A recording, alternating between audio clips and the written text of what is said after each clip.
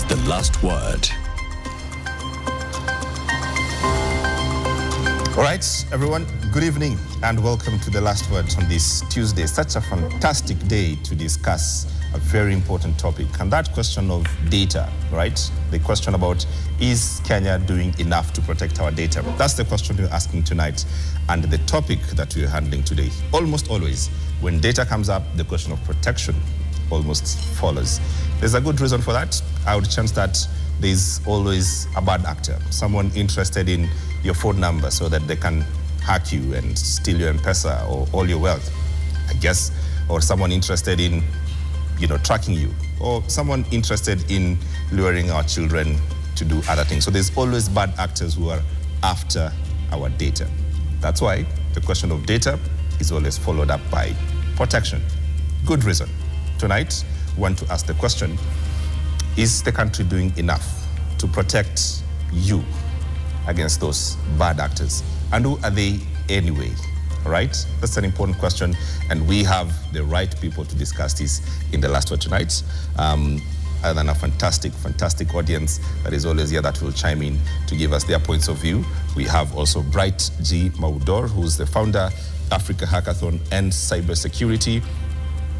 We have John Olubengo, Deputy Data Commissioner Compliance. We have Mugambi Laibuta, Chair, Data Privacy and Governance Society of Kenya. Such a rich audience and a rich panel, joined by our usual suspects, Eric Latif, Sharon Momani, and of course, last but not least, the Gen Z in the house, Zaha Indimuli, who has tough questions for everyone involved. Good evening, everyone. So let's set it up, as always, with the hot button, the issue that really is disturbing you throughout the week. We always start like this. Where should we start? Where are we feeling like? I could start. I mean, my hot button is based off of the long weekend we just came from, celebrating Mazingira Day. And we had President William Ruto with this ambitious plan telling Kenyans that we intend to plant 15 billion trees by 2032. That's in 7 years' time. And we at NTV did a story just analyzing what this will actually look like in terms of practicality. This means we'll need to plant 1.7 billion trees every year. And also looking at how feasible this would be. We're looking at seedlings. What are some of the factors that would make this possible? Availability of seedlings. It's one thing to plant trees, it's another for them to grow and actually meet our forest cover ambition. So there's another thing altogether, saying that it's about 60 to 70% of trees that we are currently growing are surviving to grow. So the question is this just another statement we are throwing out there? There's a real quest to plant trees, right? Like I think that there's some goals that we've already surpassed. We had a constitutional goal of having 10% tree cover. I think in 2021 we had gone to just over 12% of tree cover. So first, my question would be, what actually do we need in terms of our climate change combating goals? How much tree cover do we need? Is this overambitious? Are we going to turn Kenya into an Amazon forest or something? And are we doing enough to actually make the dream of reforesting the country, greening the country, which would look at issues like funding? Are we funding the seedlings? Are we actually then making the seedlings available to Kenyans who want to be part of the drive? How real can we make this so that because there was a lot of questions that came after that. How feasible is this? How real is this? And that we should not get lost in that question of that we do need to continue the efforts to combat climate change. And then what realistically can we do to increase forest cover in the country? Yeah. I think it raises, again, every statement the government makes, I'm always very keen to just see how unrealistic it is. And this also happens to be another unrealistic idea. You can't talk about billions of trees. So that would mean if we want to plant 15 billion trees in the entire country, in 10 years only, since his target is 2032, that's like 1.5 billion trees a year. There's no funding for that. We have not even reached a 1 billion gap. And then you can't say you want to prioritize us planting trees, yet you have removed all the bans on logging. It does not make sense for me. I don't think it's practical. I think Africa is suffering the consequences of higher exploiters when it comes to climate change entirely. We are only covering less than 3% of total emissions, yet we are holding the biggest brand. Yeah. If it matters carbon emission, we can be smart about it, but just saying that that is realistically our country's focus, that we want to do 15 billion trees, how about 15 billion jobs? Yeah, I think it's unrealistic, very unrealistic. What would be a realistic number? A realistic number is just putting laws in place that make every Kenyan have a tree around where they are. If every Kenyan can plant one tree in their household consecutively, and you empower people to water them and tackle survival, we should be okay. It's not a government program. Okay. So it's a citizens' initiative. I think it is, if supported well by government who is paid by citizens. I mean, if every Kenyan planted trees, we should be fine. We would surpass that 15. We'd surpass 15 billion. Making it a whole program is unrealistic. It's diabolical. Anyway. So why can't citizens then just plant the trees? Pardon? What do the citizens need to plant the trees? We need seeds, we need information, we need resources, we need water. I mean, we are so ambiguous. We are looking like Europe and we're not there yet. I think I'm hearing what you ladies are saying, and I agree that sometimes, you know, government goes with hyperbole and just puts out figures. But if you look at like Wangari Maathai when she started the Green Belt movement and all, and saying, let's just go to the communities and have communities planting trees. Yeah. There were communities that, you know, just took it up and said, you know, we start our own tree nurseries, we shall plant trees, and we shall start greening our environments. You don't need a law to do this, but you need, you know, just that sensitization. It's like when Moi was saying, "Monyoko wa udongo, kuzuia monyoko wa udongo, let's all do this." You know, he came up with a program where he was leading on the front. And actually remember that. I remember this initiative. And because of that, people were doing it well. We still had a lot of soil erosion and all. But I see this as a similar thing. It's place that thing out there, let people talk about it, let people start doing it. Push ownership, you know, let people own it. It should be normal for us to plant trees. All right, guys, yet it has not been. Trees is not our subject for today. I have to veto it. That's true. What's your hot button? I'm just floating here. You're floating today. With everything that is being said. I'm at a point where I ask myself, as citizens, what is it that we do? You know, do we take up our roles? I mean, not necessarily roles. Do we do things because our government has told us to do, or do we do things because we want to do them? Okay. Take the issue of IEBC, which we were discussing the other day. So now continuous voter registration is on. Only 20,000 people have gone to register in the last 2 weeks. Is it because the IEBC was not there in the first place? Is it because now do we need the IEBC to do mass awareness on that there is voter registration? Is there awareness on voter registration? Those that know about voter registration, are they going to register? 2 weeks ago we were discussing here, and the youth who were in the room were saying, I'm going to register, I'm going to register. They are part of the 20,000. There's no way of saying they were not the ones who were in the room. It might be just 20,000 Gen Zs. I'm definitely like hoping that those who are here are among those that went to register. When I look at 20,000, I'm like, hey, what more do we need? Public trust, though. I don't know. Like, why I'm registering in an institution that we don't even trust to hold the elections, but it's not for me to say. Okay, all right. Mine is simply, you know, how many people in the room know a guy called Peter Orero? Hands up. Hands up if you know a guy called Peter Orero. No one. My goodness. Public awareness. So public awareness. This is the famous Kibra MP who was caught, you know, driving on the wrong side. No one knew who this guy was. And that's the most important thing. No. Now ask the question. Now, let me ask the question. How do you know Peter Orero in the room? You're all fantastic students. But my point really is simply this, that of course he was caught, you know, driving on the wrong side. He's not the only MP who does this on record. All members of parliament do this. All permanent secretaries do this. All CSs do this. Everyone and anyone who has a GK simply does this, all right? But for me, I looked at that video and I saw something else. I was, why do people who are in government, politicians and the rest, believe they are better than us? I looked at that video, I looked at the reaction of the driver.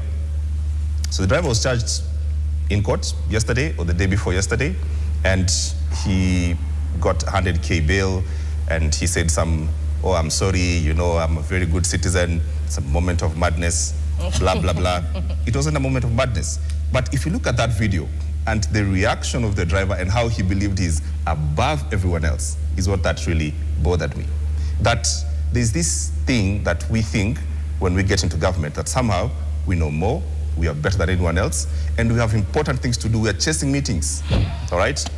All you people are basically on the road, you found parking, all right? But me, I'm doing important things, all right? Fixing the nation. Fixing the nation, like Latif, and the rest of it. That was my bother with this video. And it hasn't solved the problem, because we are still happy letting these important people who would admittedly pay all the taxes, so go around and bullying everyone on the road. And that just is symptomatic of what governance has become for us. It is this thing that people supposedly believe they are better. It's the same thing when you go to government offices and you have to meet the security guards and everyone else, behaving as if you're asking for a favor to be served by government. And for me, that bothered me. I mean, I feel like we've quite normalized this practice, if you ask me. Yeah. If you ask me, this was an incident where Larry Madowo, who is a bold journalist, did what he did going in front of the, to block that motorcade. But how many Kenyans will do that?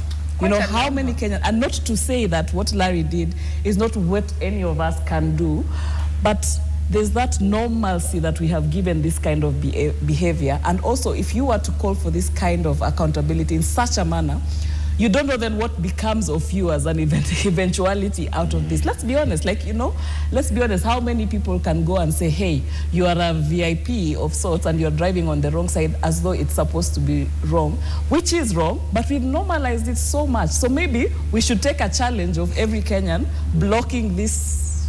I think it should be low-key. Just got myself, yeah.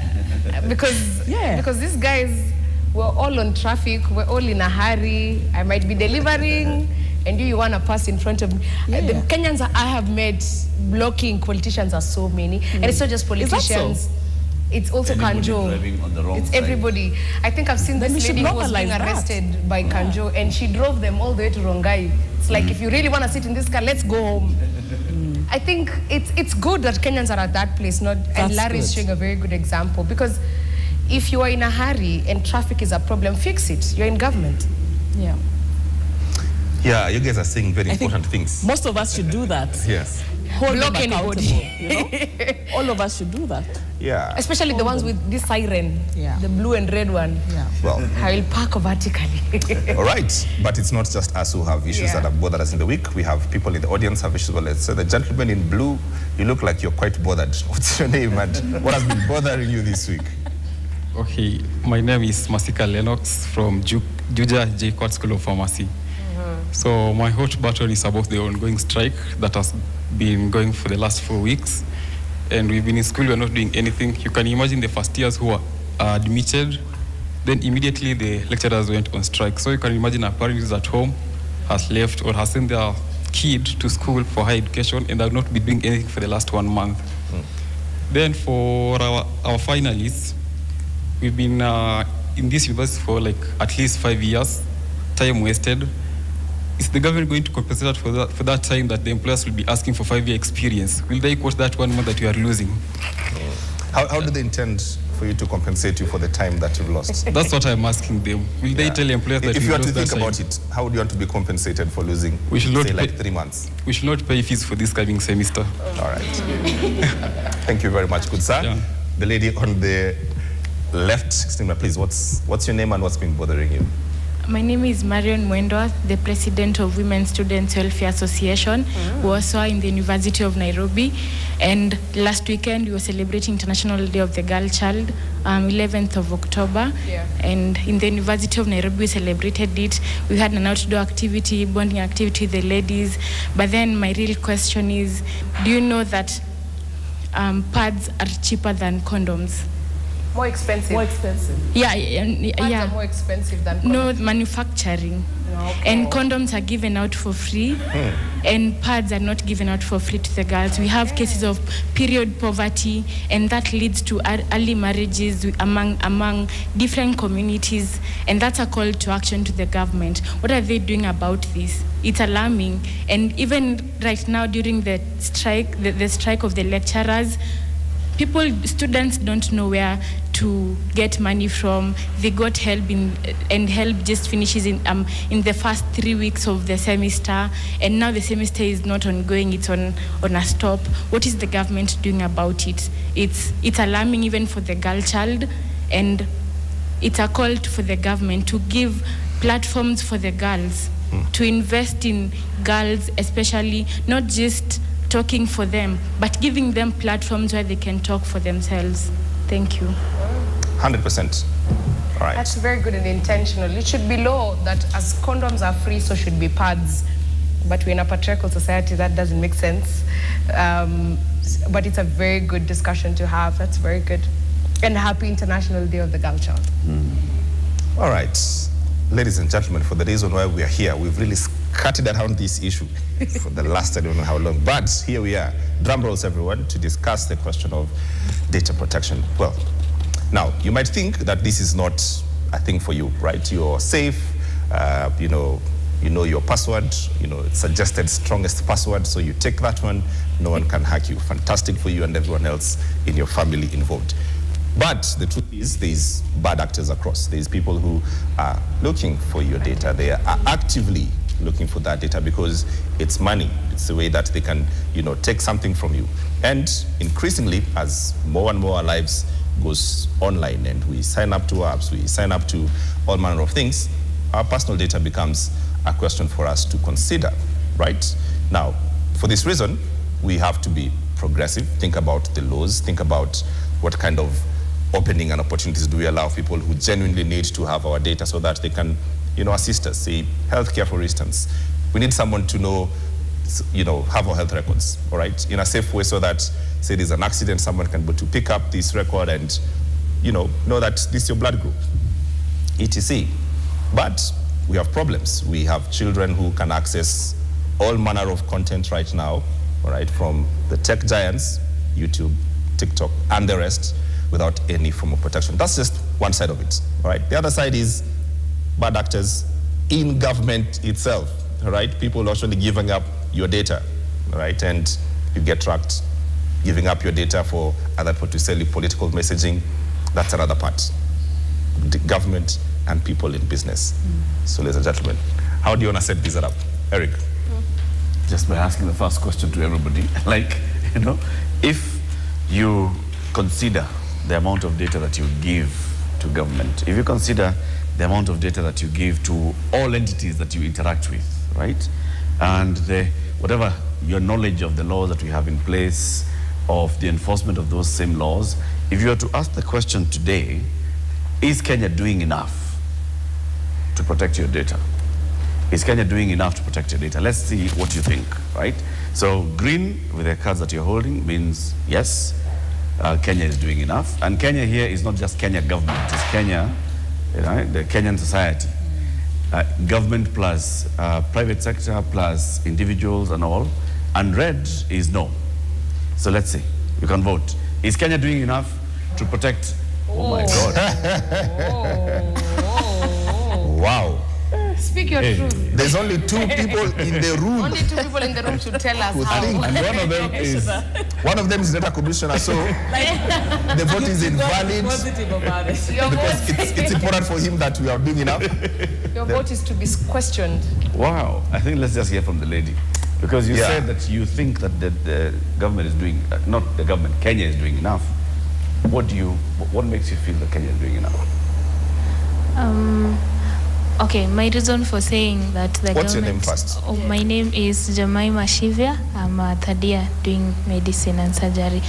Yes, so my reason for saying that the government is actually doing enough is me considering where we have come from as a country. I think it's a journey, and yes, I have confidence that the country can do more.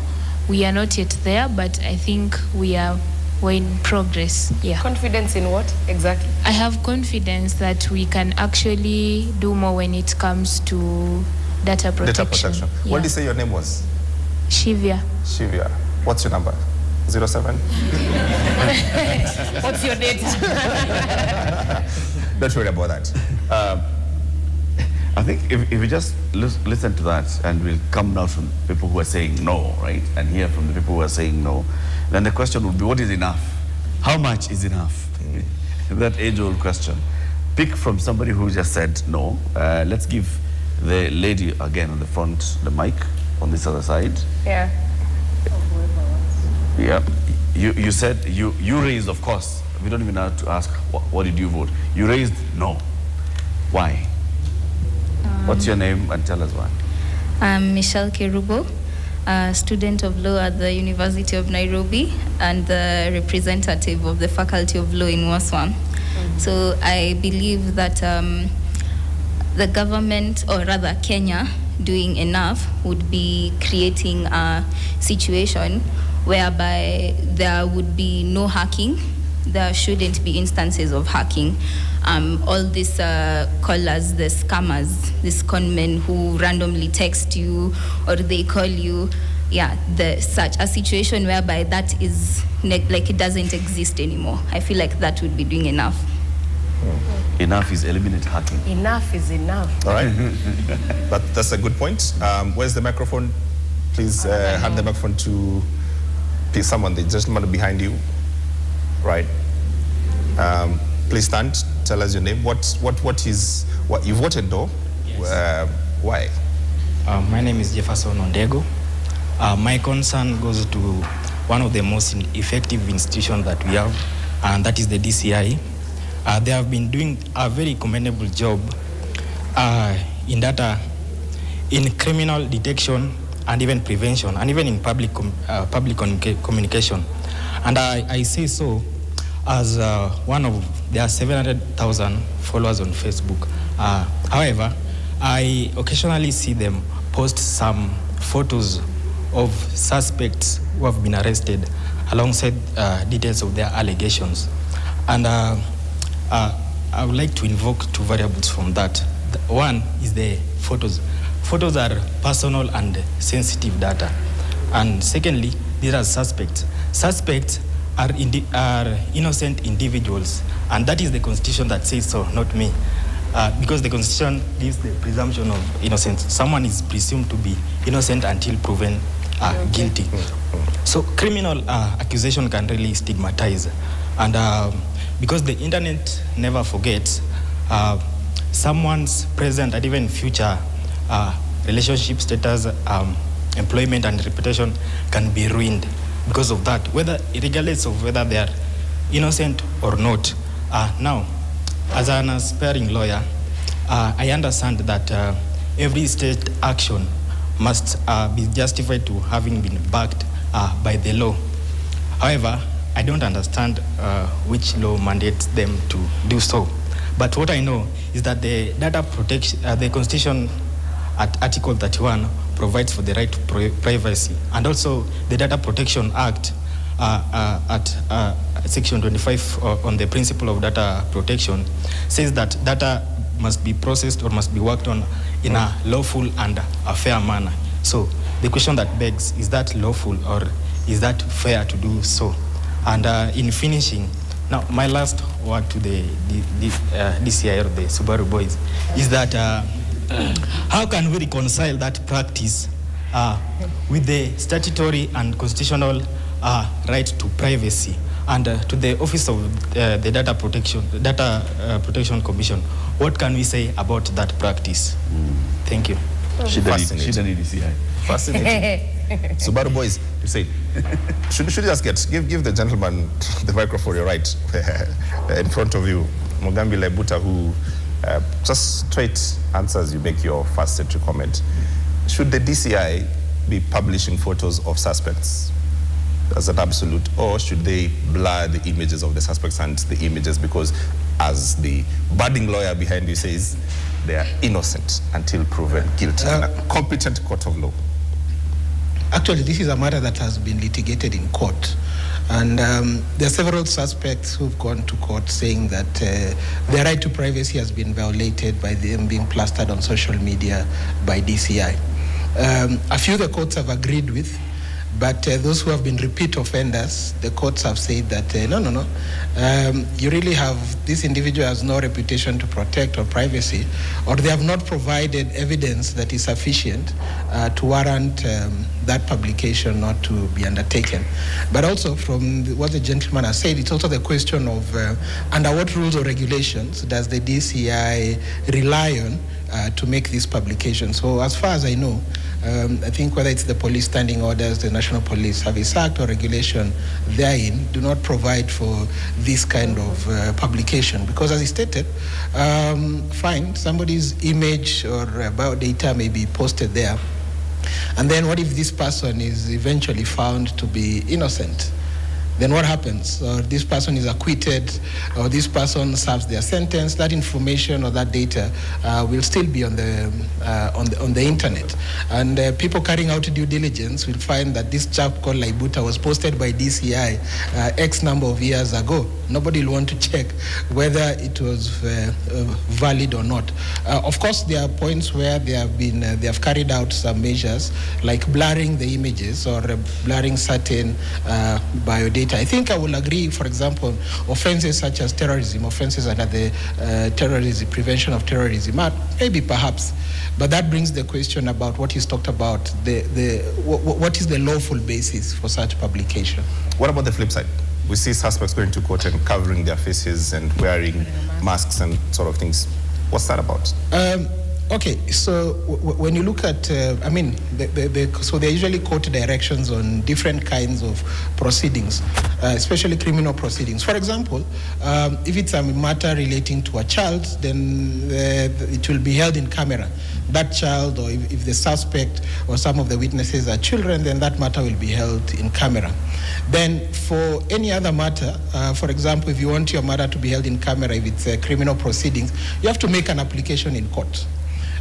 Because the right to fair trial, when you look at the Constitution and Chapter 4 of the Constitution, it provides one of the rights to fair trial is that it should be open court. In a public, this should be public proceedings. So of course, if the suspect is covering themselves, it has nothing to do with the law. Either they are feeling shame or they don't want to be identified. But yes, there are situations under which the parties, whether it's the prosecution or the defense, can make an application to the court for matters to be held in camera, or for example, to have, for example, the media not present, where you find it's just the accused, the prosecutor, and the witnesses specific for that matter.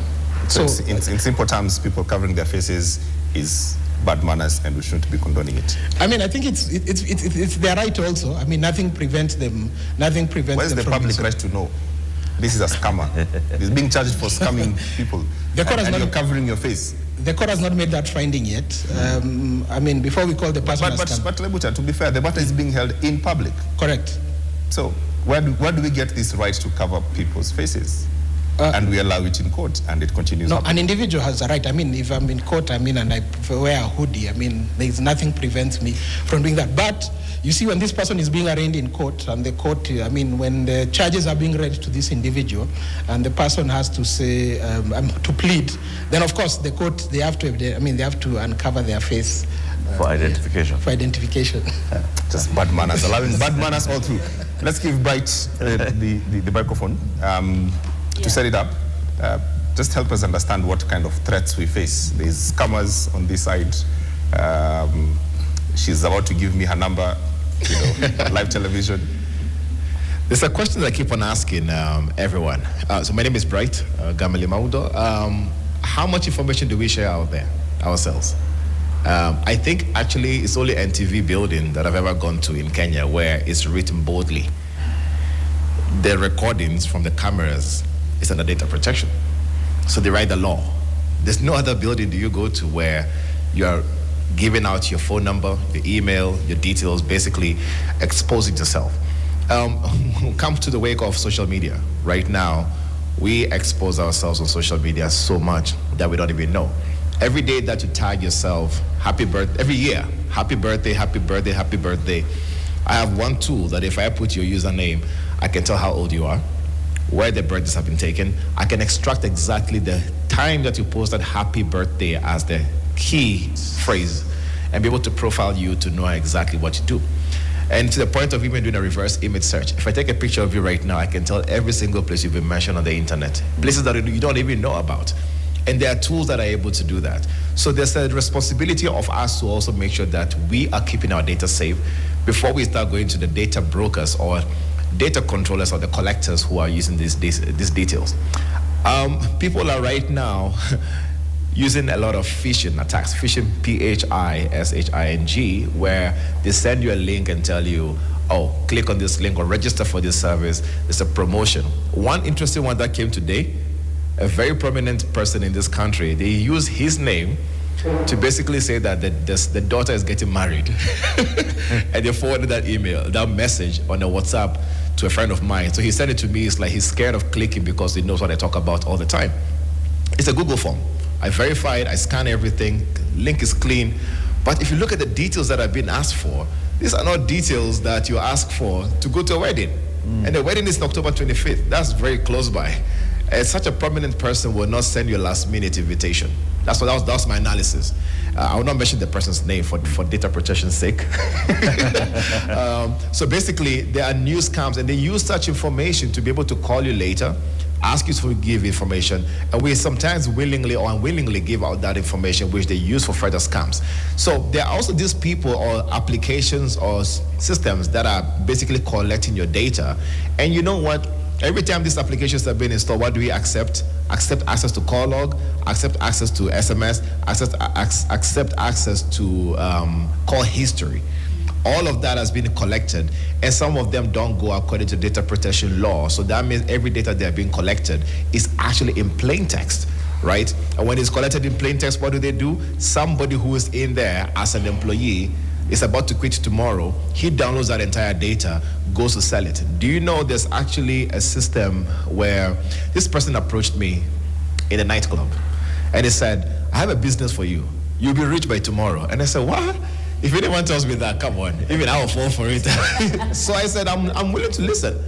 Sobered up, we walked there. We actually stepped outside where there's no noise, and we had a conversation, and he said, the easiest way I'm going to make you rich if you can get me the database of X amount of details from particular systems in the government.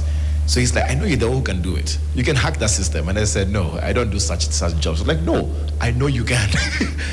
And he told me they sell such data, phone number and email, and a full name at about, I think, 0.1 shilling per data. Now imagine that is being sold to another company who maybe is launching a service that they need a lot of numbers. That's the kind of service that people are actually launching. And let me ask you, Bright, would you say there are specific or particular sectors in the country that we could say are the weakest links in terms of data security, maybe fintechs or government services or telecoms? I'll say everyone. Yeah. Anybody who accepts a username and password is a prime target. There's a website that was launched recently. I saw it in a WhatsApp group, and it's actually been shared all over.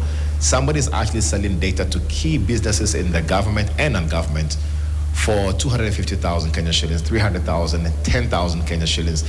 As in, he's selling it cheap. Where he got the data from, nobody knows. Did he hack a system? Maybe. Did he use an internal person, an insider threat? Maybe. Did he buy from another person like what the person was trying to do? Maybe. There are many ways to be able to compromise. So I think everybody is technically a potential victim to cyber threats. And every threat actor, as we call them, has a reason as to why they want to target. There are threat actors outside, which you call, am I forgetting? I just thought of this right now. Which these threat actors are called state-sponsored. A state-sponsored attacker or threat actor will go at everything they have to do to be able to get what they want.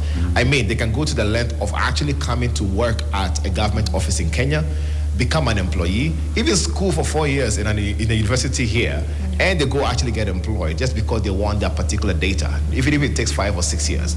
So the motives or as to exactly why they want that data, it varies from people. There's a Telegram group that I'm in right now. Those guys, the guys don't even know that I'm in there. It's a group of Kenyans who actually, I believe they're Kenyans, I've been able to identify some of them, who are planning on various hacks of the country and other systems, and they do it for fun.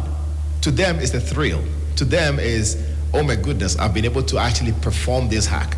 And you see, that is their motive. Some will actually use the same information for various reasons that we're not even ready for. All right. Not to put Walubengo on the spot, but I have to allow you to respond first before we go to a break. Most people in the room, when they were asked if they feel we've done enough, and other than yourself, and the beautiful lady here, we think we're not doing enough in protecting our data. Just off the bat, what does that tell you? And what is it we are reading wrong as the public? I think as Kenyans, first I have to correct, I'm not the data commissioner. Deputy. I'm the deputy data commissioner. My boss, Madam Kasait, couldn't be here, but I hope I'll answer the questions. If I'm unable to answer them, we'll get a chance to bring her here.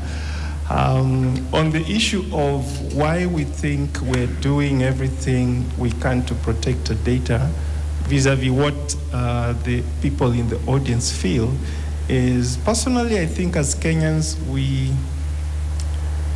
beat ourselves too much. The reason I'm saying this is just last week, and probably many of you don't know this, there was an international conference for privacy practitioners, privacy authorities in Korea, where Kenya was actually given 4 awards in matters data protection.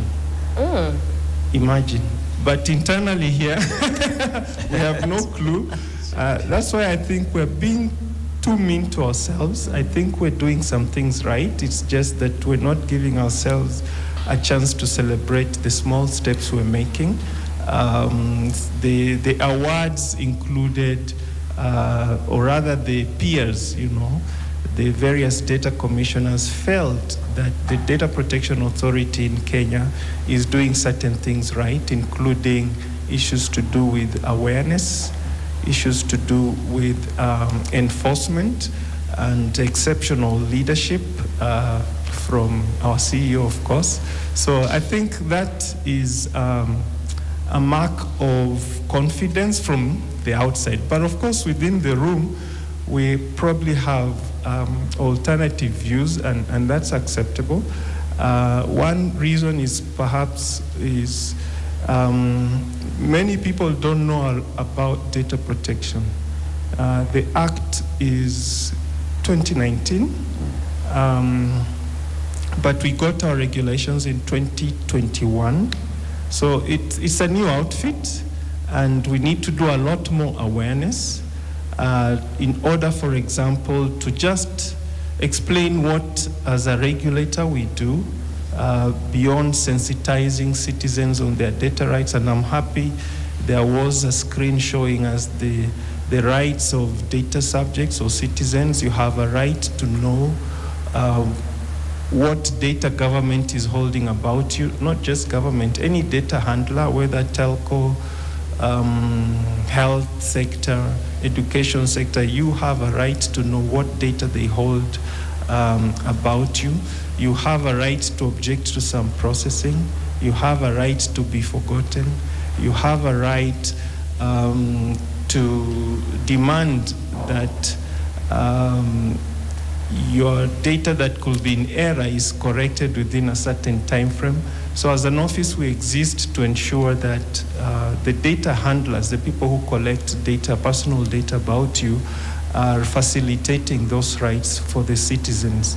And we do that through regular compliance activities like audits, inspections, We also do advisories to the various data handlers. And despite all that, if things go wrong as data subjects, you're supposed to submit a complaint to our office. It's an online page. You just go to our website and file your complaint if you feel that there's something as you make this submission, I mean, we have to take a short break and then come back. But yeah, not to beat up the words. Fantastic, congratulations. Thank you. Are you saying that this is the best place we can be? Is that your submission tonight, that we have done everything right, everything possible, and this is the best Kenyans can have in terms of data laws? Is that what you're saying? Absolutely not. But I thought I heard you saying that. I'm just saying we're on the right path. Yeah. And I would have wished that 50% of us agree with me. And I think and I think it's probably a matter of awareness. Secondly, is to say that data protection, or there's usually a misunderstanding between data protection, cybersecurity, among other aspects of the data governance space. So sometimes issues to do with cybersecurity end up on our mandate, but largely that is handled by specialized government agencies that deal with cyber activities. And so maybe there could be some challenges in handling certain aspects, and then those are assumed to be challenges for the office. However, the general understanding is that as government agencies, we should move together to address citizen issues. Thank you. I mean, it's also a fairly new landscape in the country with the acts having been enforced in 2019. Regulations 2021. The office being set up in 2020, the regulations in 2020. I mean, I think it's also fair to be alive with that. 4 years old. 4 is more than enough. I'm sorry. I guess I'm ever the optimist. I think in a way, I agree, and also somehow feel like we can do better. There's a lot of countries right now who are trying to actually move the data protection laws of things, and some might be moving a little bit faster than the others. Ghana was in 2015. Yes. I was there. I was part of the technical team. Yeah. And now you can't launch a product in Ghana without data protection processes being followed. As to what are you collecting, how are you encrypting, have you done any security assessment and the likes. Kenya, I like the fact that people are being prosecuted. So the ODPC have been finding a lot of people who are actually misusing data. And it's something I think the director and I we had a discussion about that before when they had just started, and I'm happy to see that a lot of people are being fined. I would wish to see a lot more people fined for misusing data, because people sending you messages for gambling, or you can actually join this kind of, and I'm like, where did you get my number from? SportPesa? No, I wouldn't say, not even those ones. The ones who are actually saying, we want you to sell something for us, and we want you to join, you make 5,000 Kenya shillings a day. And I said, where did you get my number from? Oh, it's from our database. Which database? Where did you get it from? And then they are very notorious. Yeah. They're not scared. Yeah. There's one I told that, you know what, she used her own name, her own number, and I went the full operation on her. Okay. Anyway, so I got details about her. All right. And it's through public means. All right. It's okay, so as I mentioned earlier, we have to take a break. Our data commission on the back end says we must take a break on the last word. We'll be right back though on that point of what exactly we're getting right and getting wrong. And most importantly, move to the live threats that we think we're all facing and how we can deal with those. You're watching The Last Word here on NTV. Don't go too far. We'll be right back after this short break.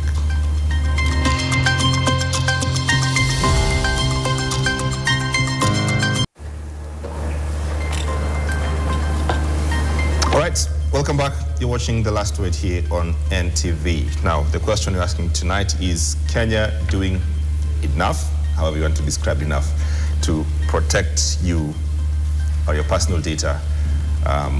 Data protection is the question you're asking tonight, and we've been going on about the areas of threats where we think we are really exposed, and also hearing that we're doing well, we're winning awards, and you should all be relaxed.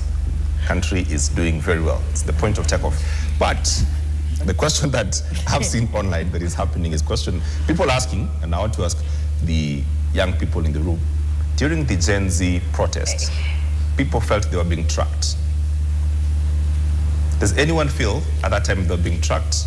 Do you feel safe that I can see some nose? Nose. Were you feeling safe? No. Okay, let's give the two ladies at the back. Let's give the microphone. Yes. Let's start with you. Yes. Please stand. My name is Faith Gishuru, a data profession, and I'm really, really happy to be here for this conversation especially. And to start with what Eric was saying at the start, I can promise you I did register, and I'm now a fully registered voter. So moving to the conversation about today, it's all about data protection. To start off from what James has asked, honestly, I did not feel safe for various reasons. And the representative of the ODPC has said about Kenya is making strides, but honestly, as someone who's in the space of data, I do not feel it. Reason being, one, you are both the commodity and the consumer of the commodity, and it reaches a point where you feel like corporate interests stamp you being protected and your data as who you are. And I'm really happy that even Bright is here, and he has really given us an idea on how unsafe we can be at times, which can really sound scary, especially where you're a citizen and you're just stuck on survival. Meaning you're not going to really think through, as you said, when you walk into a building, you're registering your details, your ID is being asked for, your number is being asked for. Some people usually say that you should lie, which technically, please don't, for security purposes as well, because in case something happens, it's a good way to have a trail on to help out. But at the same time, the question becomes, what happens with that data, as he said, from even how we deal on a daily, people going to cyber cafes, forgetting to log out of their credentials, and then they get taken advantage of, to even the government itself, where we've had stories of, one, we do not fully own our tech infrastructures, so we don't necessarily know who handled the data completely. We are not sure if they're even registered, which is, again, we're glad the ODPC is here, and you can go check out whether various corporations are registered as either the data processors or the data controllers.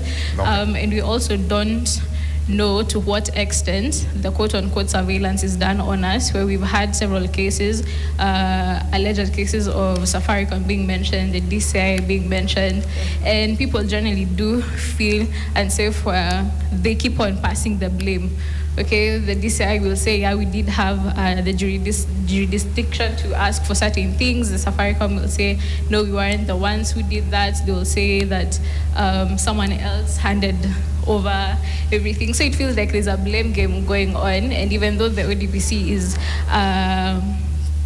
putting them through the judicial system, again, the justice can be feel denied and delayed at the same time, because I do believe they also had a case handling even the Huduma number, where people were really scared that it was a mass surveillance issue. So in general, I do not believe that Kenya is doing the most it can do, because there's still a bit of gaps, even silos, where we can work together from the tech industry, from the data industry, the law industry, coming together to with the data governance laws and opportunities to help tackle these kinds of issues. All right, thank you. So I have to give a guiding note that we are not here to discuss individual companies, so we can discuss broadly about telcos. We can discuss government, every government department, we can mention them. But, you know, we can discuss the telcos in general, all right? That's a guiding note. But please, the lady on your right. Good evening. My name is Ashley Precious, a data science student waiting to graduate. So am I feeling like what we're doing so far is what is where we need to be at. Definitely no. The reason why I'm saying that is starting with the AI thing. We know that AI is being introduced, and there are people who are tirelessly training those AI models. Where are they sourcing their data from? Is there anyone who's been contacted and been told that, hi, we'll need your data to train certain AI models for this and this purpose? No one. But the AI models are being trained every day. These AI models, even in Kenya, we have data annotators, we have different departments who do that. So with a click of a button on your screen, you're exposing your data to the world without knowing where it's going. There's this thing that when you download an app, it tells you terms and agreements you need to sign to agree. Many people don't read them because they feel like it's a waste of time. But even in those apps that we keep on downloading, so much data is being siphoned through the apps, and no one cares to read through the agreement. So I say that as much as we say that there's awareness, we still need to do mass education to people. There are people who say that data privacy is for the elite. There are people who actually haven't tuned in to watch this discussion tonight because they're saying, Mimi Woshago, what is it? It doesn't affect me. They feel like it's for the elites. But I feel so sad because this is the exact information that is going to be used during elections, for training their eyes, you'll find a clone of you in some years to come, what will you say? So I feel like everyone needs the ODCP, the legal systems need to still do mass education to people in the interiors, to people even in town, even in Nairobi, people who don't literally engage with data. We feel like it doesn't concern them, which is negligible. All right. James, I'm holding my throat too long. I'm just going to take it back to... Yes, the awards and how they correlate to my questions, right? Is the Office of the ODPC, my apologies. English is very colonial.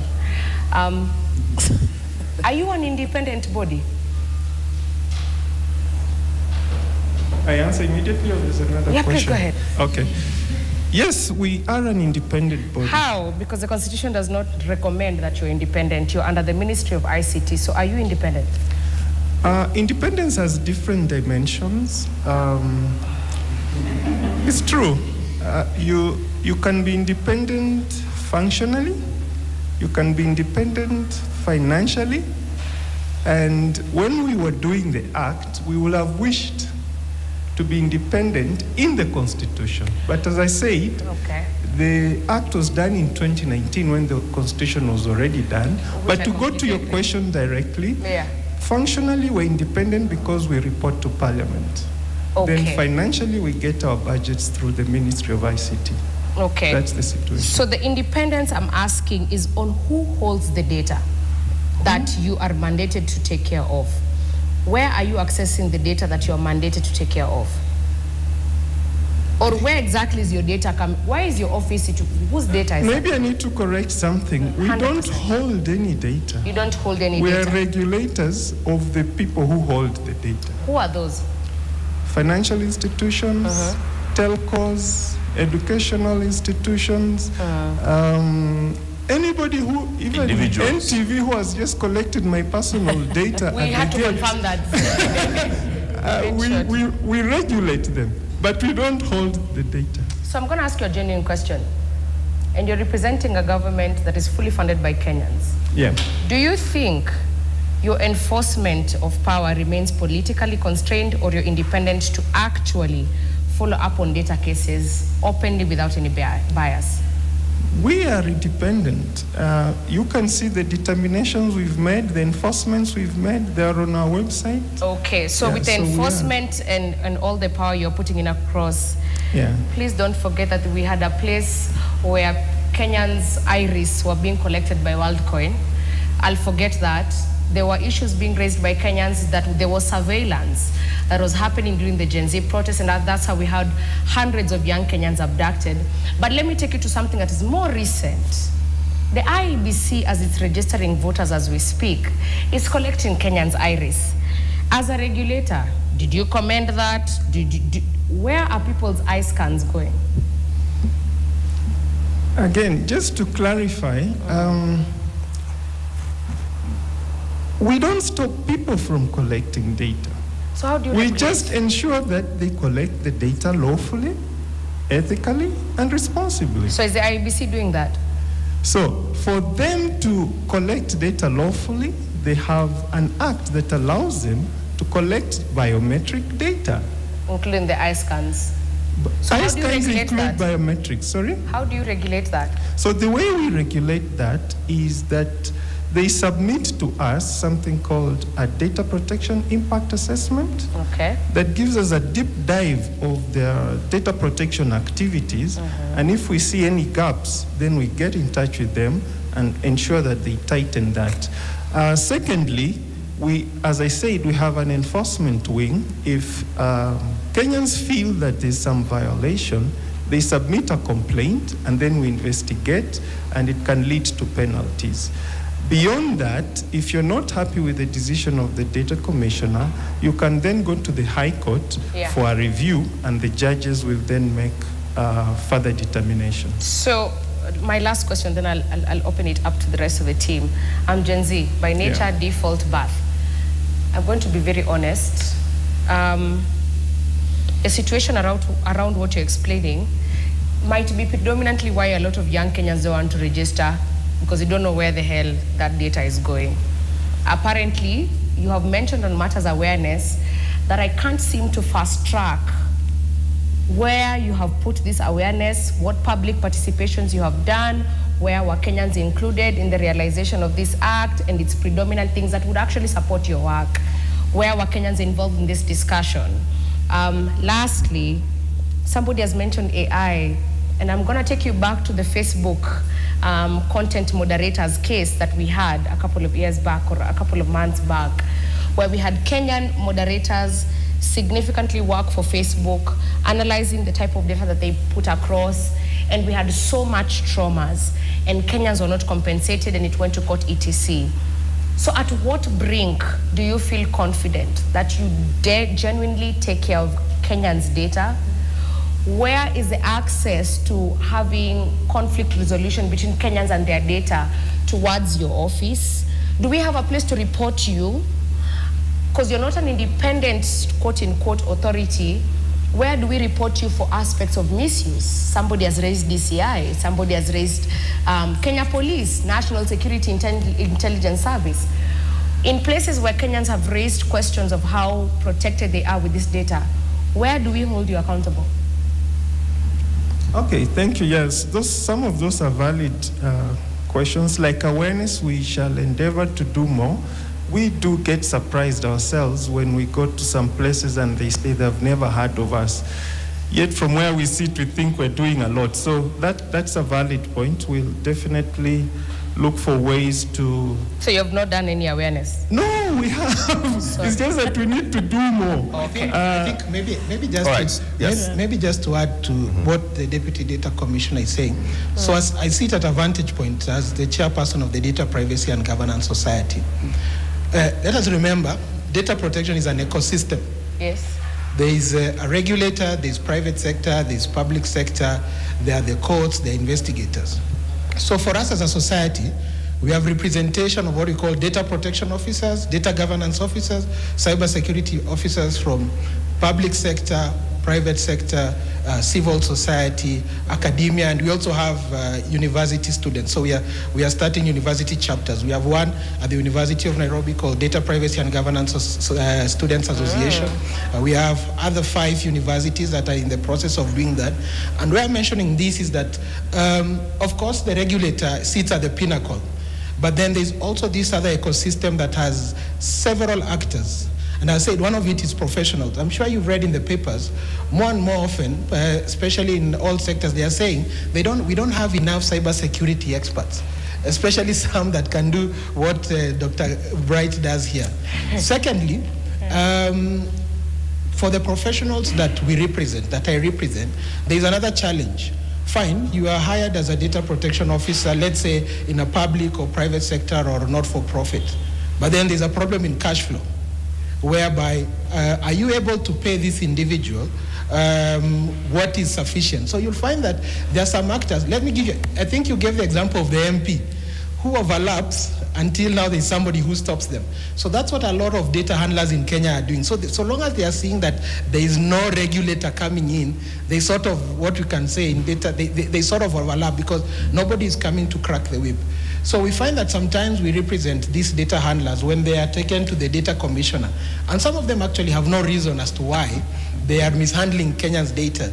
And for example, if you go to the data commissioner's website, you'll find a lot of determinations where people are being fined for example, sending messages for no reason. So for example, I think maybe the deputy data commissioner, if you go to odpc.go.ke, you can file a complaint and you can see those decisions. So on the issue, now, let me, so further, so now, these questions you're asking, actually, as a society, we held a town hall with the data commissioner, and we asked these hard questions. And we asked the data commissioner the same questions that you're asking the data commissioner. Yes. And one of the things that came up is that we have to do this together, in as much as we also have matters and cases against the data commissioner, for example, in court. There are certain things. What is, for example, the role of media? Like this session, for example, it's a public participation session that we are able to educate. Secondly, for example, we have, as a society, we have been involved in litigation. For example, the litigation that was challenging the collection of IMEI numbers. Society, we went to court and the High Court agreed with us, though of course the government is appealing that. We are also involved in the SHA litigation, challenging the collection of health data. So it's simply what I'm saying. It's an ecosystem that all of us have to participate in one way or another, because if one pillar of this ecosystem is weak, then the whole ecosystem will be faulty. So, James, and I know our time is very limited, you're talking about fines. Most of the fines that have been given to most of these organizations, they make billions of dollars and they're fined less than they can even account for pocket change. So it's not a form of deterrence. Is there a case you can credibly quote that the Office of Data Protection has quantifiably followed up and it has caused any form of deterrence? Of course, okay. I mean, in terms of deterrence, so the Facebook case is still ongoing. Of course, the Facebook case is still in court, but that is not under the data commissioner. It's a petition that has been filed in court. We remember the Roma School, when Roma School on Wayakiwe was fined. So the head teachers associations, the teachers, the school owners association now realize if one of us has been fined, we need to keep our house in order. When one of the nightclubs on Ngong Road was fined, then you found that now club owners were like, hey guys, we need to comply with this. When photographers found themselves in court, because courts have made decisions against photographers, then that ecosystem realized they need to comply. So I can confidently say, and you see, as a professional in this field, I like the determination by the commissioner, because it means more work for my members. Because if there are these fines, there are these determinations, it means in those industries, action must be taken. For example, 2 years ago, there was a hospital, I think James said not to mention, there was a hospital that the data commissioner highlighted for misusing the data. You know what happened? Now the Kenya Medical Practitioners and Dentists Board has mandated that all facilities, all medical facilities should register and must comply with the Data Protection Act. So that's why I'm saying it's an ecosystem. If we expect, for example, just the courts, just the data commissioner, just the techies, or just us as the data governance professionals to act, then we might not reach where we need to be. And also, as Bright said, these threats are emerging from day to day. There's threats coming up with the AI. Quantum computing is come to become an issue. So these are issues that we need to discuss as an ecosystem. Thank you, Dr. Mugambi. She had another question on the fines. The fines the data commissioner can slap on someone are actually prescribed in law, and I think we're amending the constitution, the act, so that we enhance, because you're right, some people may budget for the fines so that they continue. It happens all the time. They continue violating. Then you also had a question on AI models. Again, this is a new area, not just for Kenyan data regulations, globally. How do we navigate the nexus between innovations that are beneficial eventually? AI is coming whether we like it or not. Yeah. How do we embrace innovation without violating personal data? So as an office, we intend to publish a guidance note on the same. So as a way of guiding the developers, we have a data scientist behind here, as well as the organizations that are adopting AI in use in their workplace. You also asked about where do Kenyans report their issues regarding data protection. We are based out at Britam Towers, that's our Nairobi headquarters. However, we have 7 regions across the country, including Mombasa, Kisumu, Nakuru, Eldoret, Nyeri, and Garissa. So we have scattered our services so that we get closer to the people. However, we have also automated, as I said, wherever you are, you just go to our website. If you feel a certain data handler is abusing your data, you file a complaint. So far, we have handled over 8,000 complaints over the last 4 years. So it is what you as taxpayers are paying us to do, and I think we're trying. So please, let's also appreciate the little steps we're making. Thank you. I think the thing that I'm seeing a big issue is on awareness. Like basic awareness, like Dr. Gameli was telling us, the basic awareness about data. First of all, do you understand what data is? And then on how we deal with our own data, how we give out our data. Because somebody else who's actually abusing your data has gotten it from somewhere. And it came from you. It must have started from you to whatever third party or fourth party that then ends up being abused. How much effort is being made on creating awareness on data in this kind of society that we live in? If you listen to what Dr. Laibuta and Dr. Gameli talk about all the time, is all these touch points of us giving away data. You are in an e-commerce society where somebody posts something on Facebook and you want to buy it and you pay via mobile money, so you've given them your data, and then you've given them the directions to your home so they can deliver it, so convenience. So what do they do after they know your home? Do they erase that? Do they how else should we do this? That's the thing. And how much of that now are we aware of? What do we do with this information that we give out? Where does the Data Protection Commissioner come in? Where do we as individuals come in? How do we make sure that we are protecting ourselves as we go on? And so on and so forth. How much awareness is there in the society? And what the mindset to have in this digital world that we live in. Yes. So I have that, and building onto that, so that is on one side. The other side is really what happens when you have a political system or a government system that insists it wants more data from you, right? Wants to get into your M-Pesa so that we can tax you a bit more, right? We will need to get all the information about you so that we can provide quote-unquote security a bit more. Right. So what happens in that kind of political system that constantly keeps on pushing this privacy away from the personal to government? So essentially, the message that I get is that there's almost no sanctity, like you cannot own yourself, that government really has all the capacity, capabilities, and all they need to do is just to get into all your accounts, all your phone details, which I know they do, but why do we have to make these to things? What extent? Yeah. So there are two levels. There's a private sector and there's public sector, government.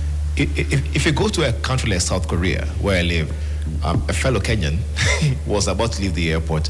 Do you know he was frozen at the airport? Do you know why? He did not pay his rent and he bought a one-way ticket. So they told him, you can't leave the country because you have only bought a ticket for one way. How did they know that he did not pay his rent? One ID. His national ID was able to tell the fact that he did not actually pay for his rent. And if the rent cost was equal to the return ticket, they can actually reclaim from the airline. That is written as law. You understand? And that makes it easy because the data sharing between government agencies and the private sector was made very clear for a very long time. That took a while. This was 2014. Right here in Kenya, we have organizations that are collecting data, and they collect everything, what they call the phone number, the details and everything. They don't have to. They're not supposed to. There's something we call data minimization. Data minimization is basically saying, I can only collect, I don't have to collect the 0720-444-111. No, I can collect the middle or the beginning and the end, but in the back end, I understand that this number belongs to you. Yeah. We're not mentioning companies, but only Safaricom is the only company I know right now who actually have been able to actually practice that. Where they have provided an API, or the application programmable interface, that when you're connecting into such applications, they've provided that platform for you to collect only what is necessary. I wish every other company who is creating applications is collecting just what is needed, practice a basic encryption algorithms, they are there. They can actually be protected, practice basic security mechanisms. Majority of them take security only at the end when Data Protection Commission is called in, then they say, oh, we need to do an assessment. Well, good for me as a service provider.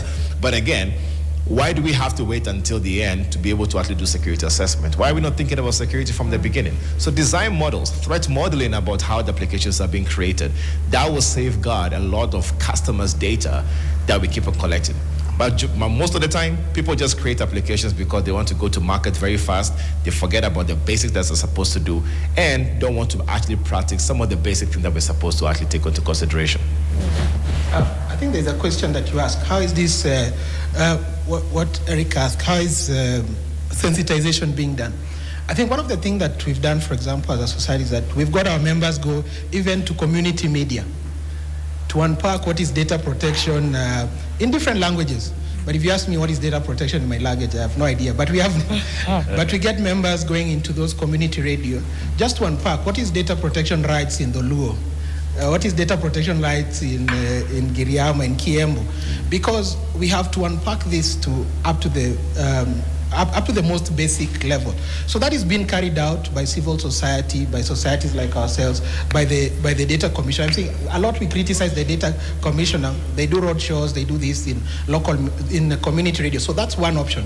Secondly, for us as the Data Privacy and Governance Society, we're also enlightening our members, because you need to enlighten the people handling that person at the door handling your data. We have to carry out education, what we call continuous professional development sessions, because these threat actors are evolving. So that is another way to go about it. Thirdly, the data handlers themselves have to continually inform. I'm sure you get SMSs maybe from your financial services providers to change, for example, your password, to change your PIN from time to time. So the data handlers themselves have also to take some initiatives. For example, if you look at government platforms like eCitizen, you find that normally from time to time they have been trying to change that you can't use the same password for an elongated period of time. And those SMSs, those emails for you for example, your bank will send you an email and say, oh, by the way, we have updated our security features, we have updated our data protection policy or our privacy notices. So that's why I said it's an ecosystem, and all of us have a part to play. From the media, and I mentioned especially community media. Secondly, the data handlers themselves. Thirdly, the professionals working in the same environment. And fourthly, of course, government, because the largest data handler, like for our members, who you find that there's very few, there's not much funds allocated for data protection. Data protection is seen as a, by the way, like you're saying, it's not seen as a core business. But we are seeing that data is the pillar of everything and anything that we are doing. So the question usually arises, like when we go, like for example, to work with a data handler, one of the questions we ask, do you have a budget to protect people's data? And most of them say, a budget for what? To do what? So those are the challenges, and these are people that really require to be educated. As I say, just to finish, as I said, they are like that overlapping person. They get out of the way when they see there's no police officer at the corner. They jump a They light. overlap because there are no consequences. But I think if the data commissioner continued and issuing these penalties and these determinations, and by the way, the courts are upholding most of these determinations. People who are fined by the data commissioner and go to the high court as an appeal, most of them are not succeeding. The high court is saying, by the way, the data commissioner was right by fining you X amount of money. I think we've kind of glided over the new emerging challenge of the AI, development. And there's a lot of now processes that are automated. There's this rather opaque AI-led algorithms. Does this create a unique kind of challenge in terms of protecting your data in this AI-led kind of spaces? Is this a new challenge, and what kind of awareness then do data subjects need to think about? Of course, it's a big challenge. So you find, like, for example, in Europe, they have AI laws which are supposed to govern that space. In Kenya, we have an AI strategy, and there's a policy being created. But now the challenge is that these are off-the-shelf. If I ask anyone, these are off-the-shelf products, and you can. I think every one of us in the room, even just getting here, if you use Google Maps, I mean, it's using some form of AI.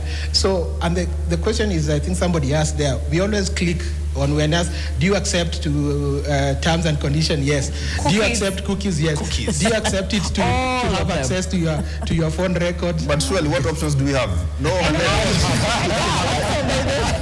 You actually do have options. The size of consensual information is so long. Actually, there are tools that have high security features.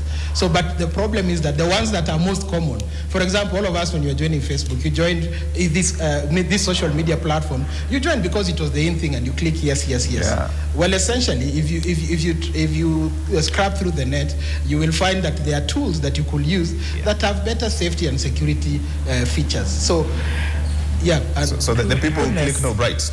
So cookies are basically supposed to say that your moment of browsing will be collected and be processed to be able to give a better experience later. Yeah. Now, what we don't know is there are hackers who can use those cookies to be able to do malicious acts and everything. Wow. So you can actually say you don't want to collect the cookies by using other browsers. There's some browsers out there like Brave browser and the likes, which will basically help you to not collect those cookies. So you do have an option of not consenting. I don't want you to tell me about flights to go to Germany. I don't want to know. I just want to get to know what does the flight cost from here to Germany, and that's for that moment. Data brokers who are buying this data, they find ways to be able to buy them. There are two websites. If you Google something called Optery, O-P-T-E-R-Y, and also something called Join Delete Me. If you Google those two, they can help you to actually search what data brokers are buying and how to delete them. It's a very fair way to be able to make sure that you can minimize the amount of your data which you have online. Yeah, I just wanted to add something on AI, and I will use the example of the health sector, where we all right now you can use AI to do diagnostics. So for example, instead of medical practitioners going through thousands and thousands of x-rays, that data can be fed into an AI model so that it learns which x-rays are maybe having some ailment, and when a new patient comes, it's not a human being doing the x-ray reading, but it's a machine doing the reading and making diagnostics. It makes the health practices more efficient. However, there's a risk because AI is not always right. There's this 1% chance that its decision is wrong. So in the Data Protection Act, there's Section 35, which talks about automated decision making, and it provides for mechanisms for data handlers to do a DPIA, a data protection impact assessment, before they introduce such solutions to determine, for example, the level of error, to determine procedures for appeal. So the patient should be aware that the decision that the doctor has made is not a doctor's decision. It's a machine-driven decision.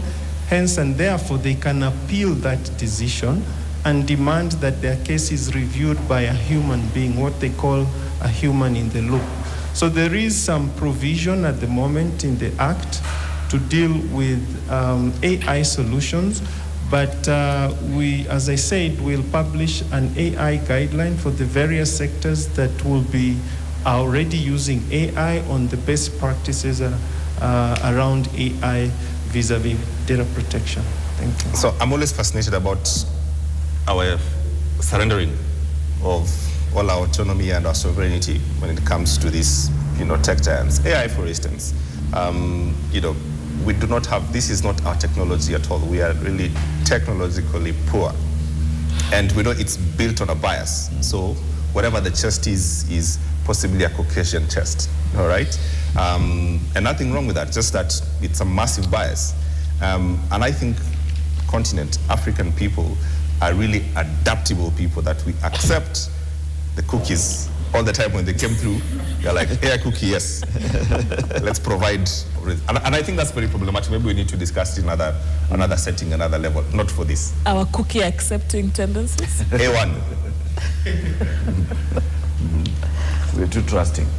What do our audience feel, when you're thinking about the level of information that's out there? Who feel less trustworthy off with your data? Is it the private sector or is it the government? Let's use our boards. Green for private, red is for government. Who do you distrust the most with your data? Government. Who do you distrust the most? Government or private? Government. Both. Government has 3 votes. Who do you distrust the most? So government has more trust. There cannot be a middle. Or You're sitting on the fence. Who do you trust more with your data? Between the government and the private sector? And we said government is? Red. Red. And private sector is green. Who do you trust more with your data? Green for private sector. Green for red private for sector, government. red for government. Who do you trust your data with the most? Government has 2 points. Right in the middle. They have equal weight.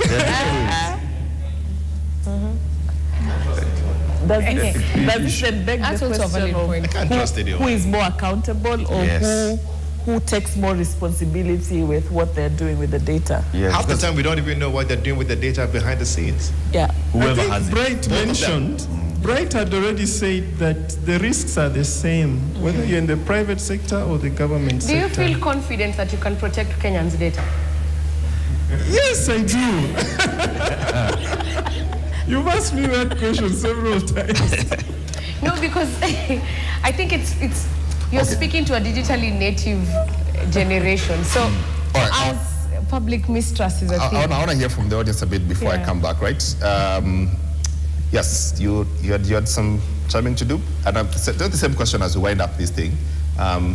Your level of trust, okay? Because that's important. And that informs how information goes out and the work that we need to do in the public domain. Who do you trust most and why? What is basing this trust that you feel, either if it's private sector or government, with your data? Okay, thank you very much. My name is Nimrod Aberi, and I am a student of law at the University of Nairobi, and I'm in the board or student council of the Data Privacy and Governance Student Association, which is the child of the DPGSK, and Dr. Mugambi Laibuta. So I can't say that I really trust any entity because I think that they are, let me call them players.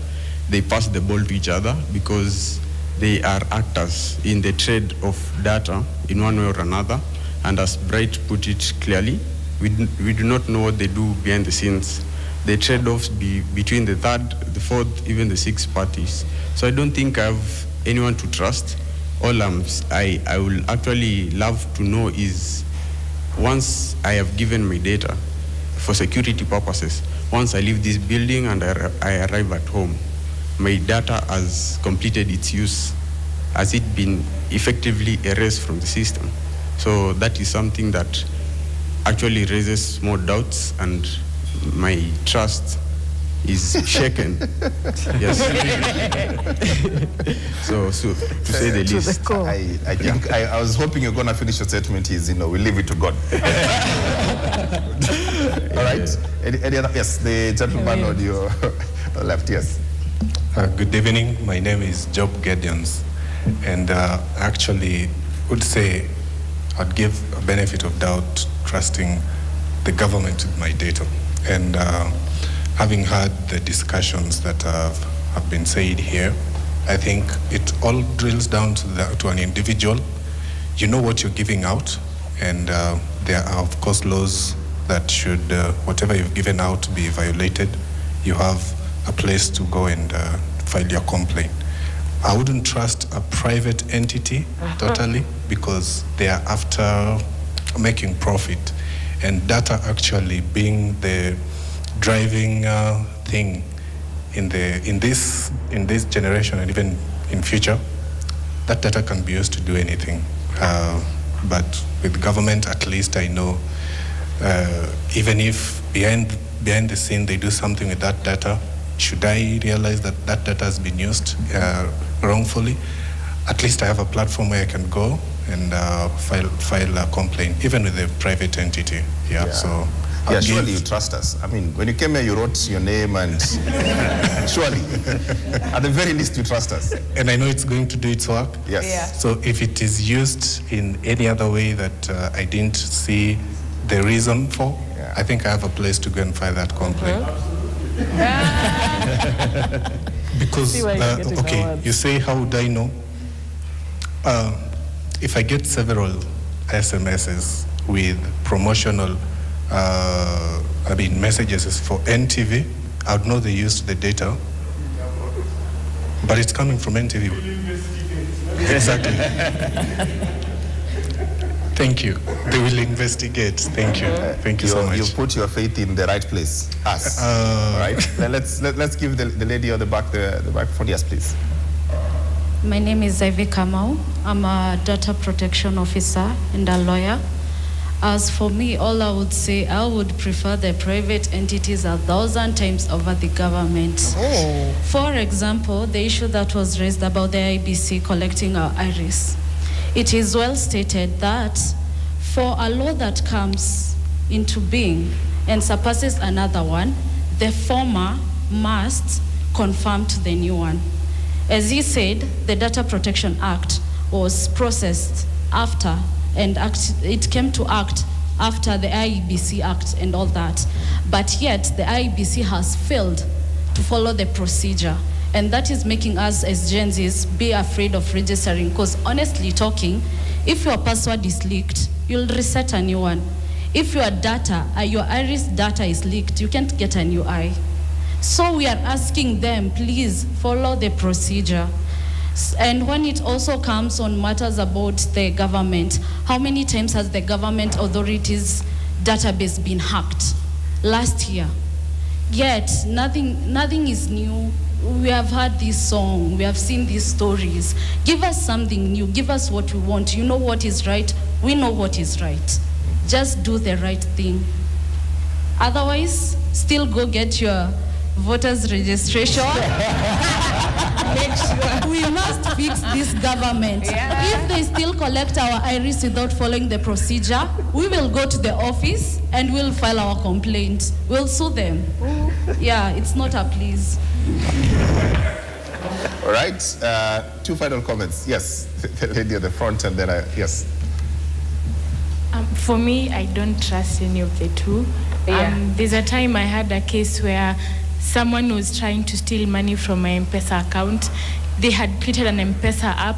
Personally, I used the SIM toolkit, but then just this normal afternoon, and then I see, oh, see this amount of money has been removed from your M-Shwari to your M-Pesa, and then that person is transferring it to their M-Pesa. So I had to change the PIN first before calling Safaricom. When I called them, they were like, oh, we're going to block the M-Pesa app, your phone from using the M-Pesa app. That's not as satisfactory for me. And again, for the government, we had several cases of abductions, people being tracked. That's data, misuse of data of Gen Zs, because I am in my position, I might be at my place, but then I have insecurities of I can see a GK anywhere coming for me. It's not safe, so I don't trust either of the two. Yes, the Subarus, yeah. Okay. One final burning. From this side. From this side, yes. Give the gentleman at the back. Hello, everyone. Hello, everyone. I'm Kevin Odipo. On the issue of the trust, I can't say I trust any entity because government is government and the private sector, they're into business. So they're all players. And now I have one burning issue, matters data.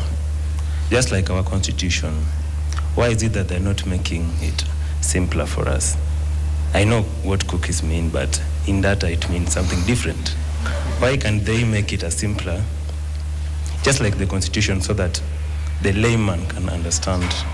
Like I was here the other time when we were discussing issues with the CBC and stuff, and all these tables were full. And now you're discussing data, you can see the number, meaning that it's not something that is telling to people. Exactly.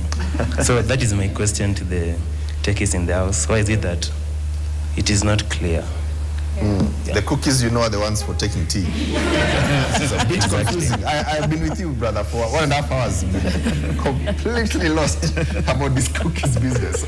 Yeah. Anyway, yes, one further, then I go to my panelists. Okay, my name is Nathan Mwanja from JKUT Law School. And actually, it was only last Saturday that I learned how cookies are used. I didn't know. Every time I go to online, I just accept all. All of them. Yeah. So it's only last Saturday when we are having a launch called the Jua Terms campaign, where we are actually campaigning against the take it or leave it nature of terms and conditions when you're using online platforms. You don't have actually the chance to negotiate the terms. You are told, read the following terms, then click accept for you to proceed. So you don't have any control, and in that respect, consent actually in accessing these services is not free because you do not have a choice. You have to accept before you proceed or you leave. So last Saturday we had a conversation about the same, and we are coming up with a campaign as young people to actually call out these online platforms to ensure that the terms and the conditions they give in terms of data that they'll use is somehow the data subject has control over the terms, so that you understand whether you're going to take it or leave it, you understand what you're leaving and you understand what you're taking. Yeah. No, I wish you all the success. Fantastic. Let me listen to the final thing from. Let's start with you, Olubengu. I mean, you've listened to the talk in the room. There's quite work to be done on awareness, but also there's a lot of distrust. There's a question of we don't feel safe with not just the government, the private sector, and everyone else. And this is on your doorstep. How do we address this? How do we take this home to the extent that with this new world, we have to give our data to access, say, NTV studios, for instance, but we want to believe that NTV and no one else will sell our data or put our data in harm's way? Yeah, I think I will lean on what Dr. Mugambi said. It's an ecosystem between us as the regulator, then the data handlers, the people who actually collect that data, and finally the citizens. So it's an ecosystem and all of us have to pull our socks. We shall do our part. We shall ensure that we increase the awareness. We shall also ensure that the data handlers are also aware of their obligations. At the moment, for example, we have registered only 13,000, and we feel there are more out there who have not registered with us. This is 13,000 data handlers? Yes. We feel that there could be 100,000 plus. So the reason I give these figures is also to put into context the fact that it's a joint effort in the sense that even if we wanted to do audits every year, there's no way that we're going to do 13,000 audits of these data handlers. So we would rely a lot more on the citizenry also, being aware of their data rights and flagging any situation that is contrary to the law or they feel their data has been violated. Then they file that immediately with us through our website as a complaint. That way we can zero in rather than, of course we'll do the audits, but we can then address the issues that you feel are the hot buttons that need our attention. Thank you. I see what you've done there. But just I think a feedback to you, I think you should take back that the government needs to be a bit more proactive. We should see the Office of the Data, or the Protection Commissioner. Yes. To take a bit more stern action against government agencies than you do when it's private sector, all right?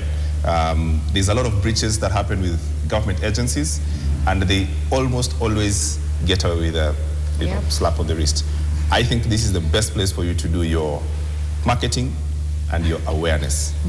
I'll charge you for that. Please. I think for me, I think Walua said it, it's an eco step. For us as professionals in the space, we are trained to ensure that at least our members have the skills and knowledge to help the data handlers comply with the law.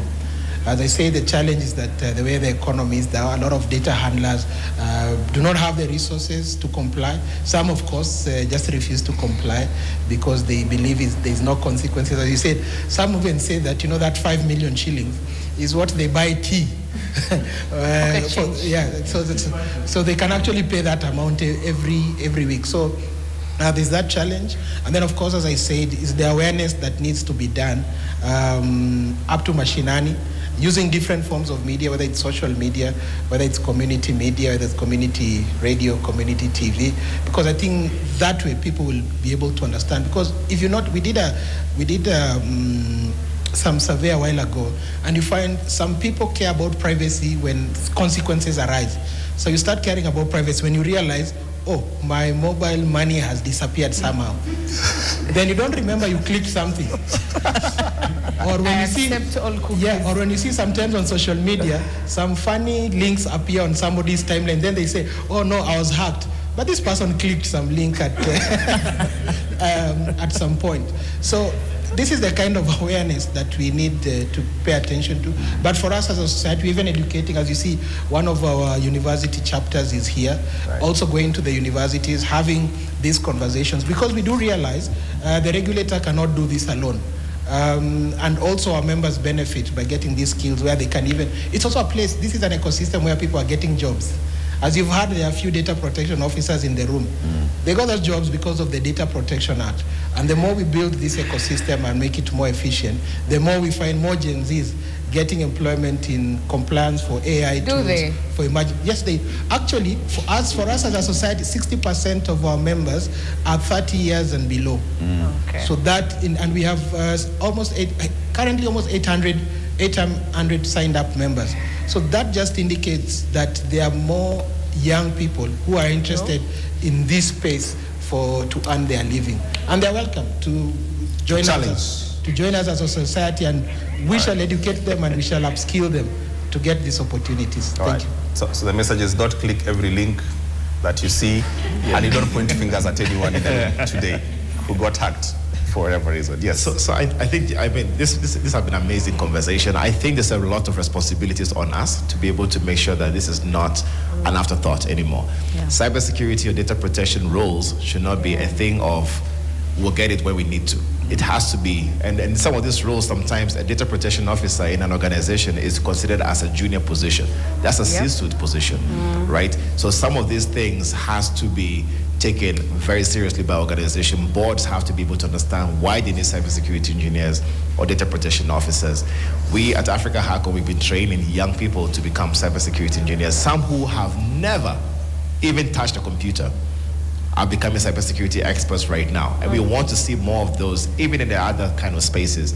And you know what, like you said, we have to be able to create awareness. I personally do. I'm creating so many videos just to give awareness to people. Every week I release at least 2 videos. Are you on TikTok? Yeah, I'm posting on TikTok as well. So I'm trying to share with, all platforms, LinkedIn, TikTok, Instagram, my WhatsApp. Funny now, my WhatsApp gets more views than anything else on X. So we need to be able to make sure it's a collaborative effort with the community, and also we need to make sure that we take cybersecurity and data very seriously. Let's report as many people as we can to the ODPC that they can actually have more cases. If they're able to deal with 8,000 cases, I feel like a lot more can be done if we report all of these companies who are sending messages that they're not supposed to. Yeah. All right. Fascinating. Great. So thank you for your insights and your input to our guests and our live audience tonight.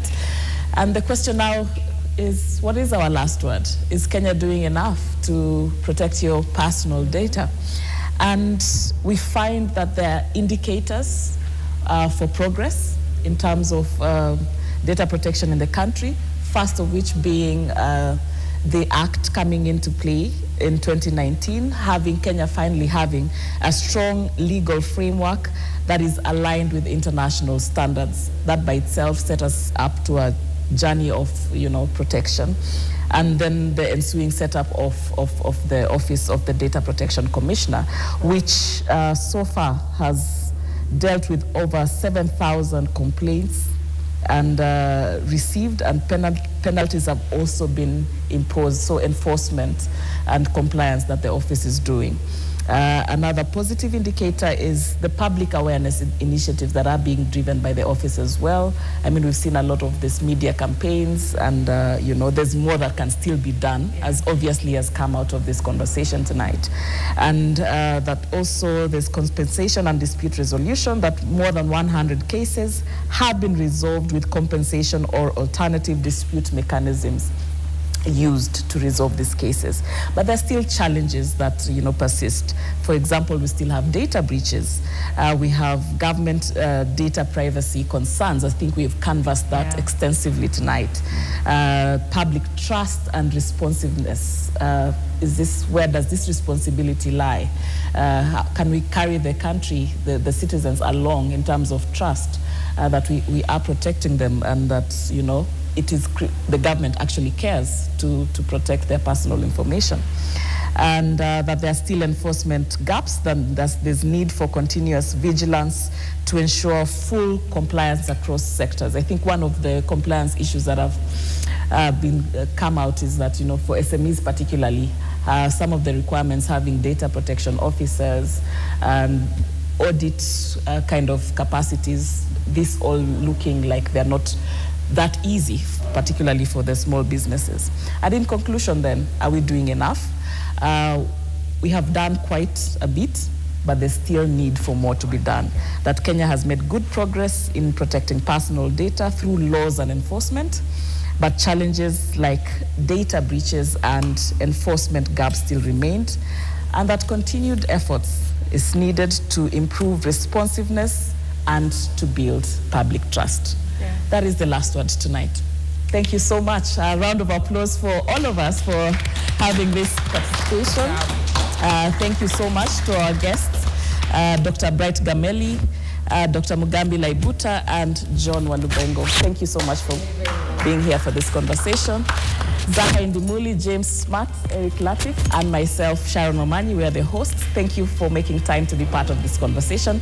Have a good night, and we'll join you. We'll have this session again next week for another topic, right here, same time, same place. Have a good night.